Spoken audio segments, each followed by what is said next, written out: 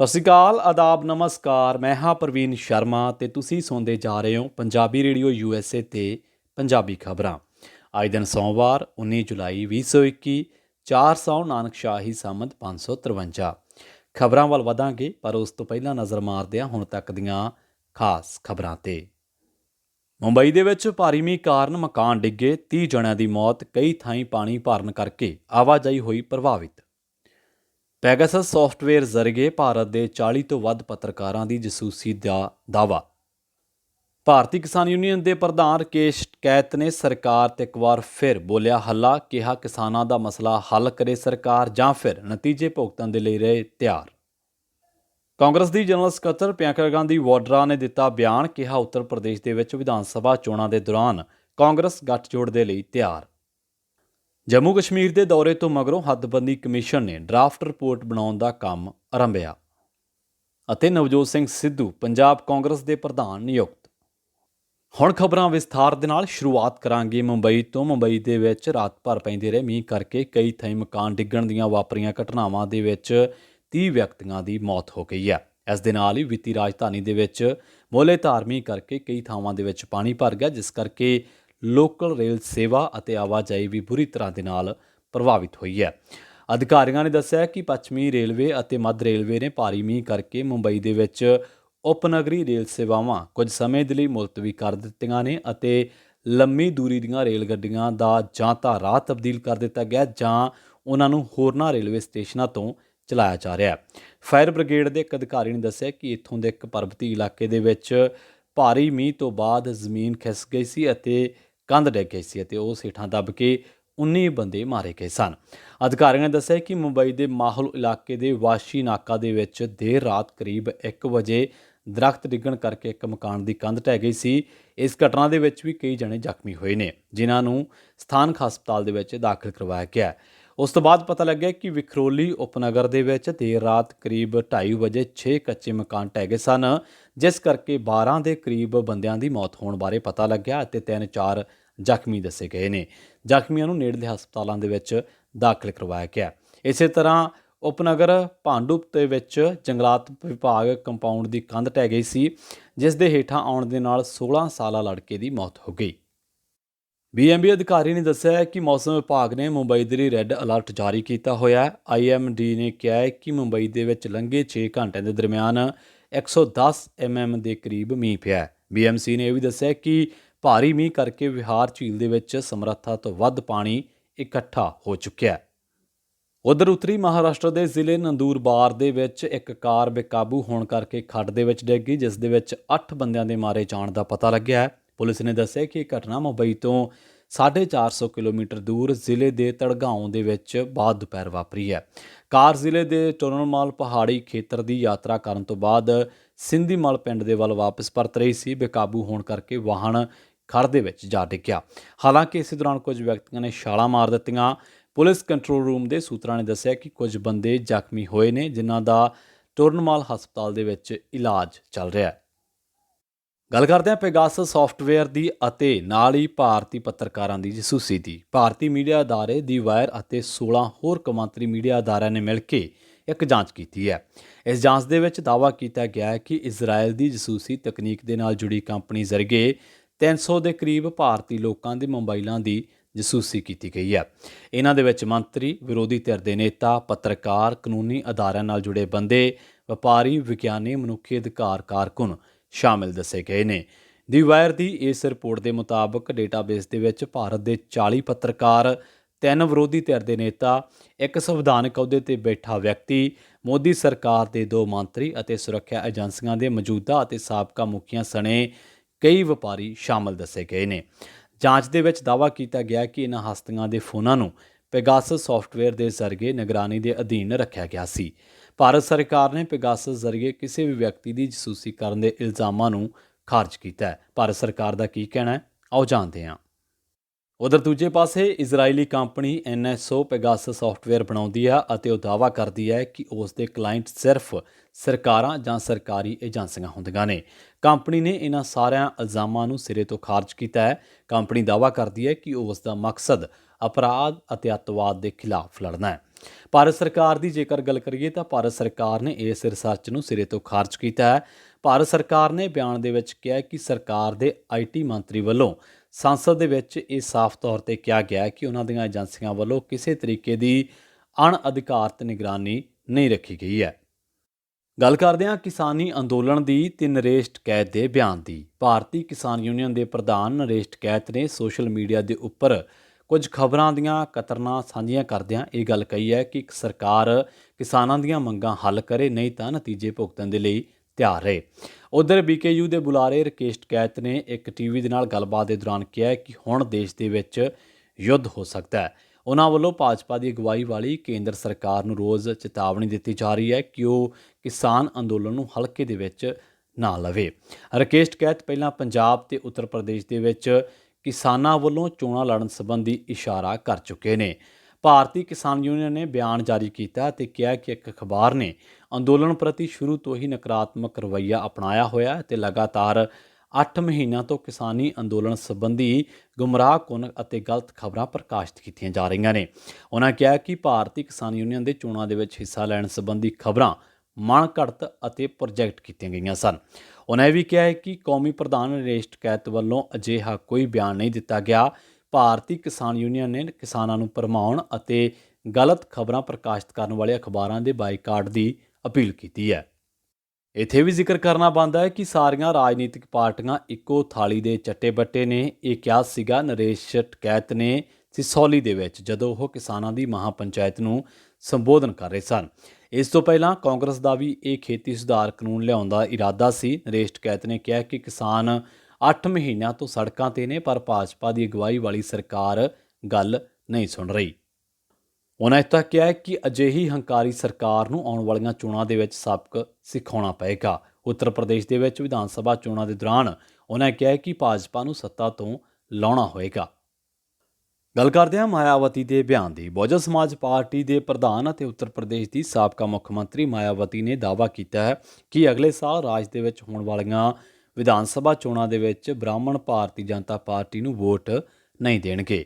ਮਾਇਆਵਤੀ ਨੇ social media ਤੇ ਇਹ ਗੱਲ ਕਹੀ ਹੈ। ਨਾਲ ਹੀ ਮੀਡੀਆ ਅਦਾਰਿਆਂ ਨਾਲ ਗੱਲਬਾਤ ਕਰਦਿਆਂ ਇਹ ਗੱਲ ਕਹੀ ਹੈ ਕਿ ਮੈਨੂੰ ਪੂਰਾ ਭਰੋਸਾ ਹੈ ਕਿ ਹੁਣ ਬ੍ਰਾਹਮਣ ਸਮਾਜ ਦੇ ਲੋਕ ਭਾਜਪਾ ਦੇ ਕਿਸੇ ਵੀ ਧੋਖੇ ਦੇ ਵਿੱਚ ਨਹੀਂ ਆਉਣਗੇ ਅਤੇ ਅਗਲੇ ਸਾਲ ਵਿਧਾਨ ਸਭਾ ਚੋਣਾਂ ਦੇ ਵਿੱਚ ਉਹਨਾਂ ਨੂੰ ਵੋਟ ਨਹੀਂ ਦੇਣਗੇ। ਉਹਨਾਂ ਕਿਹਾ ਕਿ ਬ੍ਰਾਹਮਣ ਸਮਾਜ ਨੂੰ ਜਾਗਰੂਕ ਕਰਨ ਦੇ ਲਈ ਬਸਪਾ ਦੇ ਜਨਰਲ ਸਕੱਤਰ ਸਤੀਸ਼ ਚੰਦਰ ਮਿਸ਼ਰ ਦੀ ਅਗਵਾਈ ਦੇ ਹੇਠ 23 ਜੁਲਾਈ ਨੂੰ ਅਯੁੱਧਿਆ ਦੇ ਵਿੱਚ ਇੱਕ ਮੁਹਿੰਮ ਸ਼ੁਰੂ ਕੀਤੀ ਜਾ ਰਹੀ ਹੈ ਅਤੇ ਬ੍ਰਾਹਮਣਾਂ ਨੂੰ ਭਰੋਸਾ ਦਿੱਤਾ ਜਾਵੇਗਾ ਕਿ ਬਸਪਾ ਦੇ ਰਾਜ ਦੇ ਵਿੱਚ ਹੀ ਉਹਨਾਂ ਦੇ ਹਿੱਤ ਸੁਰੱਖਿਅਤ ਨੇ।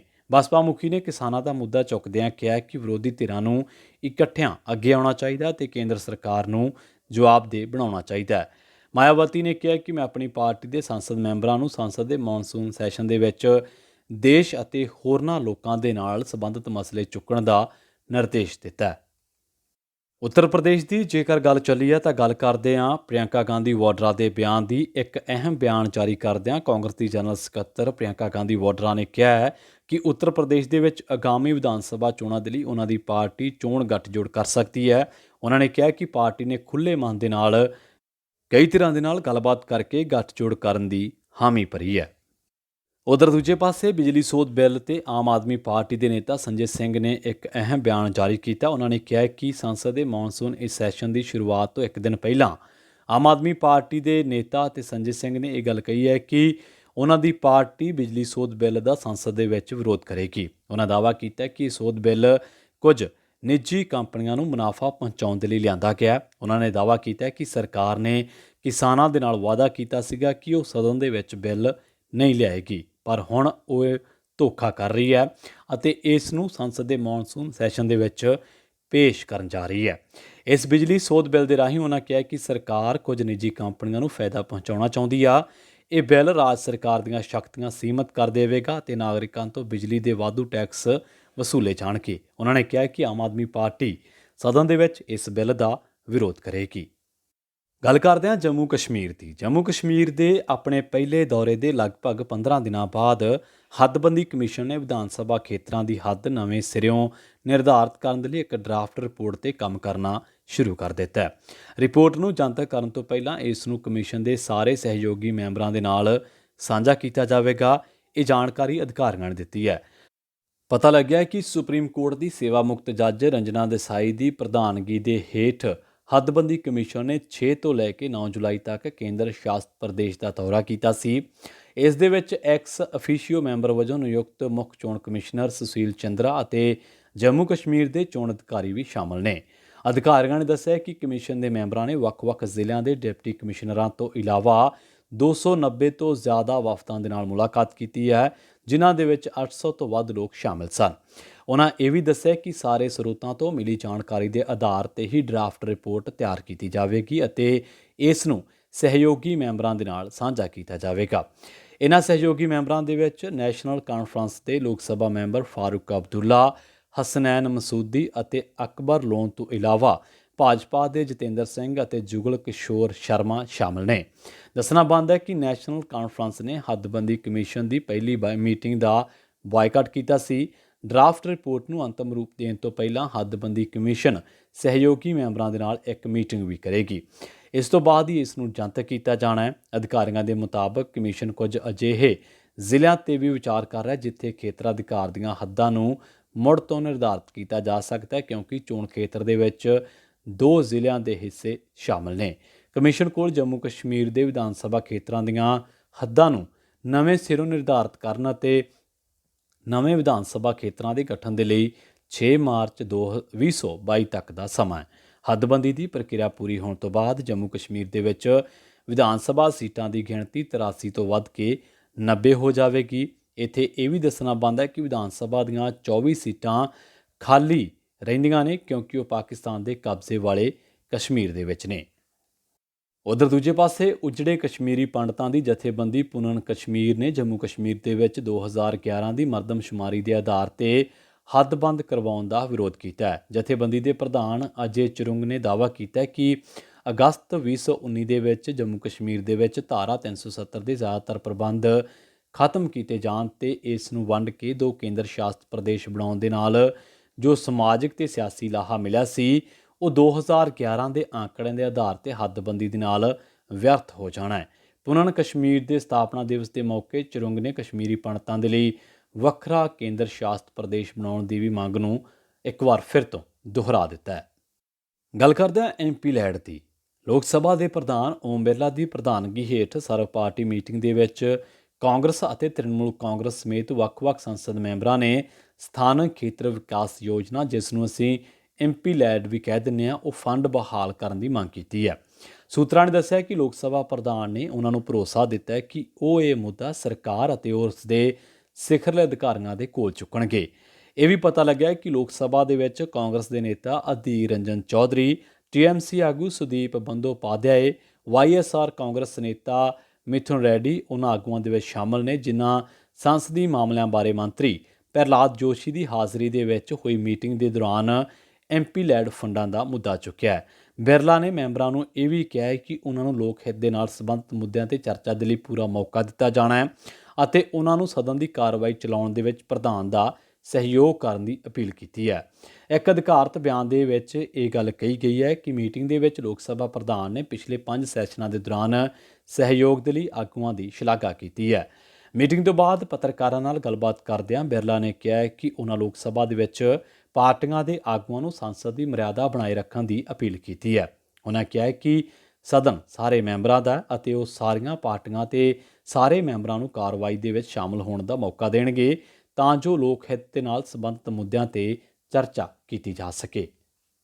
ਰੁਖ ਕਰਦੇ ਹਾਂ ਪੰਜਾਬ ਦੀਆਂ ਖਬਰਾਂ ਦਾ। ਸ਼ੁਰੂਆਤ ਕਰਾਂਗੇ ਸਿਆਸੀ ਖਬਰਾਂ ਤੋਂ। ਕਾਂਗਰਸ ਦੀ ਕੌਮੀ ਪ੍ਰਧਾਨ ਸੋਨੀਆ ਗਾਂਧੀ ਨੇ ਨਵਜੋਤ ਸਿੰਘ ਸਿੱਧੂ ਨੂੰ ਪੰਜਾਬ ਕਾਂਗਰਸ ਦਾ ਨਵਾਂ ਪ੍ਰਧਾਨ ਨਿਯੁਕਤ ਕਰ ਦਿੱਤਾ ਹੈ। ਸੋਨੀਆ ਗਾਂਧੀ ਨੇ ਇਹ ਫੈਸਲਾ ਪੰਜਾਬ ਦੇ ਮੁੱਖ ਮੰਤਰੀ ਕੈਪਟਨ ਅਮਰਿੰਦਰ ਸਿੰਘ ਦੇ ਇਤਰਾਜ਼ ਦੇ ਬਾਵਜੂਦ ਲਿਆ। ਉਹਨਾਂ ਨੇ ਪੰਜਾਬ ਦੀਆਂ ਅਗਲੀਆਂ ਵਿਧਾਨ ਸਭਾ ਚੋਣਾਂ ਦੇ ਲਈ ਸਿੱਧੂ ਦੀ ਸਹਾਇਤਾ ਦੇ ਲਈ 4 ਕਾਰਜਕਾਰੀ ਪ੍ਰਧਾਨਾਂ ਦੀ ਵੀ ਨਿਯੁਕਤੀ ਕੀਤੀ ਹੈ, ਜਿਨ੍ਹਾਂ ਦੇ ਵਿੱਚ ਸੰਗਤ ਸਿੰਘ ਗਿਲਜੀਆਂ, ਸੁਖਵਿੰਦਰ ਸਿੰਘ ਡੈਨੀ, ਪਵਨ ਗੋਇਲ ਅਤੇ ਕੁਲਜੀਤ ਸਿੰਘ ਨਾਗਰਾ ਸ਼ਾਮਿਲ ਨੇ।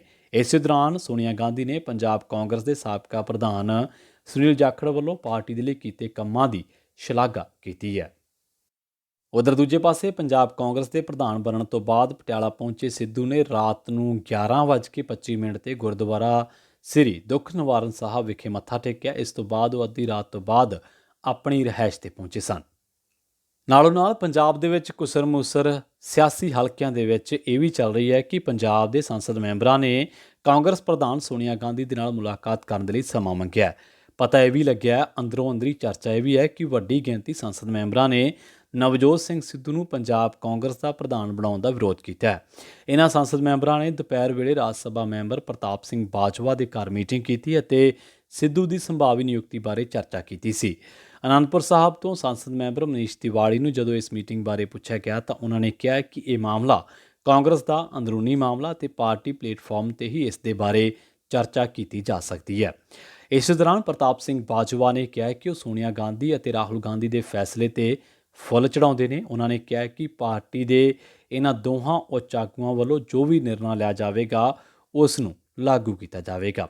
ਇਸ ਦੌਰਾਨ ਸਿੱਧੂ ਨੇ ਵੀ ਕਈ ਪਾਰਟੀ ਵਿਧਾਇਕਾਂ ਦੇ ਨਾਲ ਮੀਟਿੰਗ ਕੀਤੀ ਅਤੇ 10 ਵਿਧਾਇਕ ਉਹਨਾਂ ਨੂੰ ਪੰਜਾਬ ਕਾਂਗਰਸ ਦਾ ਪ੍ਰਧਾਨ ਬਣਾਉਣ ਦੇ ਹੱਕ ਦੇ ਵਿੱਚ ਨੇ। ਉਧਰ ਦੂਜੇ ਪਾਸੇ ਚਰਚਾਵਾਂ ਦਾ ਬਾਜ਼ਾਰ ਇੱਥੋਂ ਤੱਕ ਵੀ ਗਰਮ ਰਿਹਾ ਕਿ ਇੱਕ ਪਾਸੇ ਨਵਜੋਤ ਸਿੰਘ ਸਿੱਧੂ ਨੇ ਪ੍ਰਦੇਸ਼ ਕਾਂਗਰਸ ਪ੍ਰਧਾਨ ਦਾ ਅਹੁਦਾ ਮਿਲਣ ਦੀਆਂ ਸੰਭਾਵਨਾਵਾਂ ਦੇ ਦੌਰਾਨ ਜਿੱਥੇ 30 ਤੋਂ ਵੱਧ ਵਿਧਾਇਕਾਂ ਤੋਂ ਅਸ਼ੀਰਵਾਦ ਲੈਣ ਦੇ ਲਈ ਗੇੜੇ ਮਾਰੇ ਸਨ, ਉੱਥੇ ਹੀ ਪਾਰਟੀ ਦੇ ਘੱਟੋ ਘੱਟ 10 ਵਿਧਾਇਕ ਮੁੱਖ ਮੰਤਰੀ ਕੈਪਟਨ ਅਮਰਿੰਦਰ ਸਿੰਘ ਦੇ ਸਮਰਥਨ ਦੇ ਵਿੱਚ ਵੀ ਆਏ ਨੇ। ਭੁਲਾਤੋ ਵਿਧਾਇਕ ਸੁਖਪਾਲ ਖਹਿਰਾ ਜੋ ਹਾਲ ਹੀ ਦੇ ਵਿੱਚ ਆਮ ਆਦਮੀ ਪਾਰਟੀ ਤੋਂ ਬਾਅਦ ਅਤੇ ਆਪਣੀ ਪਾਰਟੀ ਬਣਾਉਣ ਤੋਂ ਬਾਅਦ ਕਾਂਗਰਸ ਦੇ ਵਿੱਚ ਦਾਖਲ ਹੋਏ ਨੇ, ਉਹਨਾਂ ਨੇ ਆਪਣੇ ਸਾਥੀਆਂ ਹਰਮਿੰਦਰ ਗਿੱਲ, ਫਤਿਹ ਬਾਜਵਾ, ਗੁਰਪ੍ਰੀਤ ਜੀਪੀ, ਕੁਲਦੀਪ ਵੈਦ, ਬਲਵਿੰਦਰ ਲੱਡੂ, ਸੰਤੋਖ ਸਿੰਘ ਭਲਾਈਪੁਰ, ਜੋਗਿੰਦਰ ਭੋਆ, ਜਗਦੇਵ ਕਮਾਲੂ, ਪਿਰਮਲ ਖਾਲਸਾ ਦੇ ਨਾਲ ਸਾਂਝੇ ਤੌਰ ਤੇ ਕੈਪਟਨ ਅਮਰਿੰਦਰ ਸਿੰਘ ਦਾ ਸਮਰਥਨ ਕੀਤਾ ਹੈ। ਬਿਆਨ ਦੇ ਵਿੱਚ ਕਿਹਾ ਕਿ ਕੈਪਟਨ ਦੇ ਸਖਤ ਯਤਨਾਂ ਸਦਕਾ ਪਾਰਟੀ ਦੇ ਪੰਜਾਬ ਦੇ ਵਿੱਚ ਪੈਰ ਲੱਗੇ ਨੇ। ਰੁਖ ਕਰਾਂਗੇ ਬਲਾਚੌਰ ਦਾ, ਜਿੱਥੇ ਨੈਸ਼ਨਲ ਹਾਈਵੇ ਤੇ ਸਥਿਤ ਹੋਟਲ ਸਾਈਂ ਮਨੀ ਦੇ ਵਿੱਚ ਭਾਜਪਾ ਪ੍ਰਧਾਨ ਪੰਜਾਬ ਦੇ ਅਸ਼ਵਨੀ ਸ਼ਰਮਾ ਅਤੇ ਸੁਭਾਸ਼ ਸ਼ਰਮਾ ਦੇ ਆਉਣ ਦਾ ਪ੍ਰੋਗਰਾਮ ਕਿਸਾਨਾਂ ਦੇ ਵਿਰੋਧ ਕਰਕੇ ਰੱਦ ਹੋ ਗਿਆ। ਦਰਅਸਲ ਭਾਜਪਾ ਆਗੂਆਂ ਦੇ ਆਉਣ ਦੀ ਭਿਣਕ ਪੈਂਦਿਆਂ ਹੀ ਵੱਡੀ ਗਿਣਤੀ ਦੇ ਵਿੱਚ ਕਿਸਾਨ ਹੋਟਲ ਦੇ ਬਾਹਰ ਇਕੱਠੇ ਹੋ ਗਏ ਸਨ। ਕਿਸਾਨਾਂ ਨੇ ਪੈਲਸ ਅਤੇ ਹੋਟਲ ਵਾਲਿਆਂ ਨੂੰ ਵੀ ਅੱਗੇ ਤੋਂ ਭਾਜਪਾ ਆਗੂਆਂ ਦੇ ਪ੍ਰੋਗਰਾਮ ਨਾ ਲੈਣ ਦੀ ਤਾੜਨਾ ਕਰਦਿਆਂ ਸਾਈਂ ਮਨੀ ਹੋਟਲ ਅੱਗੇ ਧਰਨਾ ਲਾ ਦਿੱਤਾ ਹੈ। ਭਾਰਤੀ ਕਿਸਾਨ ਯੂਨੀਅਨ ਰਾਜੇਵਾਲ ਦੇ ਜ਼ਿਲ੍ਹਾ ਪ੍ਰਧਾਨ ਨਿਰਮਲ ਸਿੰਘ ਔਜਲਾ, ਬਲਜੀਤ ਸਿੰਘ ਭਾਰਾਪੁਰ, ਹਰਵਿੰਦਰ ਸਿੰਘ ਚਾਹਲ, ਦੁਆਬਾ ਕਿਸਾਨ ਯੂਨੀਅਨ ਦੇ ਪ੍ਰਧਾਨ ਕੁਲਦੀਪ ਸਿੰਘ, ਕਿਰਤੀ ਕਿਸਾਨ ਯੂਨੀਅਨ ਦੇ ਸੁਰਿੰਦਰ ਸਿੰਘ ਬੈਂਸ, ਕੈਪਟਨ ਰਘੁਵੀਰ ਸਿੰਘ ਅਤੇ ਹੋਰਨਾਂ ਲੋਕਾਂ ਨੇ ਇਸ ਮੌਕੇ ਧਰਨੇ ਨੂੰ ਸੰਬੋਧਨ ਕੀਤਾ ਅਤੇ ਕਿਹਾ ਕਿ ਉਹ ਖੇਤੀ ਕਾਨੂੰਨਾਂ ਨੂੰ ਰੱਦ ਕਰਵਾ ਕੇ ਹੀ ਸਾਹ ਲੈਣਗੇ। ਉਹਨਾਂ ਨੇ ਕਿਹਾ ਕਿ ਕੇਂਦਰ ਦੀ ਭਾਜਪਾ ਸਰਕਾਰ ਖੇਤੀ ਕਾਨੂੰਨ ਲਿਆ ਕੇ ਕਿਸਾਨੀ ਨੂੰ ਢਾਹ ਲਾਉਣਾ ਚਾਹੁੰਦੀ ਹੈ, ਜਿਸ ਨੂੰ ਕਿਸੇ ਵੀ ਕੀਮਤ ਤੇ ਬਰਦਾਸ਼ਤ ਨਹੀਂ ਕੀਤਾ ਜਾਵੇਗਾ। ਰੁਖ ਕਰਾਂਗੇ ਗੁਰੂਸਰ ਸੁਧਾਰ ਦਾ, ਜਿੱਥੇ ਸਕੂਲੀ ਵਿਦਿਆਰਥੀਆਂ ਦੀ ਇੱਕ ਟੋਲੀ ਨੇ ਜਦੋਂ ਉੱਚੀ ਹੇਕ ਦੇ ਵਿੱਚ ਆਜਾ ਦਿੱਲੀ ਵਾਲੀ ਜੂ ਤੇ ਉੱਥੇ ਗੱਲਾਂ ਕਰਾਂਗੇ ਮੂੰਹ ਤੇ ਬੋਲਾਂ ਦੇ ਨਾਲ ਕਿਲ੍ਹਾ ਰਾਏਪੁਰ ਦੇ ਵਿੱਚ ਅਦਾਨੀਆਂ ਦੀ ਖੁਸ਼ਕ ਬੰਦਰਗਾਹ ਸਾਹਮਣੇ ਪ੍ਰਧਾਨ ਮੰਤਰੀ ਮੋਦੀ ਦੀ ਹਕੂਮਤ ਨੂੰ ਲਲਕਾਰਿਆ ਤਾਂ ਰਾਹਗੀਰਾਂ ਦੇ ਪੈਰ ਆਪ ਮੁਹਾਰੇ ਹੀ ਰੋਕੇ ਸਨ। ਜਾਰੀ ਪੱਕੇ ਕਿਸਾਨੀ ਮੋਰਚੇ ਤੇ ਗਗਨਦੀਪ ਕੌਰ, ਕੀਰਤ ਕੌਰ ਅਤੇ ਗੁਰਨੌਰ ਕੌਰ ਦੀ ਅਗਵਾਈ ਦੇ ਵਿੱਚ ਇਲਾਕੇ ਦੇ ਸਕੂਲੀ ਵਿਦਿਆਰਥੀਆਂ ਨੇ ਦੇਸ਼ ਦੇ ਵੱਡੇ ਪੂੰਜੀਪਤੀ ਘਰਾਣੇ ਦੀ ਖੁਸ਼ਕ ਬੰਦਰਗਾਹ ਨੂੰ ਮਨੁੱਖੀ ਲੜੀ ਬਣਾ ਕੇ ਘੇਰਾ ਪਾਇਆ ਅਤੇ ਨਾਅਰੇਬਾਜ਼ੀ ਕਰਦਿਆਂ ਆਪਣੇ ਖੇਤਾਂ ਦੇ ਲਈ ਖਤਰਾ ਬਣੇ ਵਿਵਾਦਤ ਖੇਤੀ ਕਾਨੂੰਨਾਂ ਦੀ ਵਾਪਸੀ ਤੱਕ ਲੰਬੀ ਲੜਾਈ ਲੜਨ ਦਾ ਸੁਨੇਹਾ ਦੇ ਦਿੱਤਾ ਹੈ। ਚੰਡੀਗੜ੍ਹ ਪੁਲਿਸ ਦੇ ਵੱਲੋਂ ਇੱਕ ਸਕੂਲੀ ਵਿਦਿਆਰਥੀ ਨੂੰ ਗ੍ਰਿਫਤਾਰ ਕਰਨ ਦੇ ਖਿਲਾਫ ਬੱਚਿਆਂ ਨੇ ਜ਼ੋਰਦਾਰ ਨਾਅਰੇਬਾਜ਼ੀ ਵੀ ਕੀਤੀ ਹੈ। ਇਸ ਦੇ ਨਾਲ ਹੀ ਪੰਜਾਬੀ ਖਬਰਾਂ ਦੇ ਇਸ ਬੁਲੇਟਿਨ ਦੇ ਵਿੱਚ ਹੁਣ ਤੱਕ ਲਈ ਬਸ ਇੰਨਾ ਹੀ। ਨਵੀਆਂ ਅਤੇ ਤਾਜ਼ਾ ਅਪਡੇਟਸ ਦੇ ਲਈ ਤੁਸੀਂ ਪੰਜਾਬੀ ਰੇਡੀਓ USA ਦੇ ਨਾਲ ਇਸੇ ਤਰ੍ਹਾਂ ਬਣੇ ਰਹੋ। ਤੁਹਾਡਾ ਸਾਰਿਆਂ ਦਾ ਬਹੁਤ ਬਹੁਤ ਧੰਨਵਾਦ।